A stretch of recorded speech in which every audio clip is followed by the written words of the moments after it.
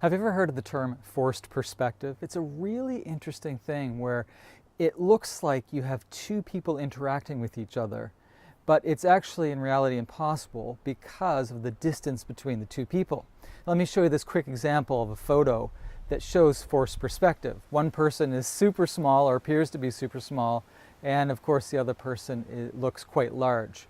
Now, take a look at this video that my wife took in our home in Mexico, and I want you to tell me what you find strange about this shot. She didn't plan it at all, and it just came out wonderfully with regards to forced perspective.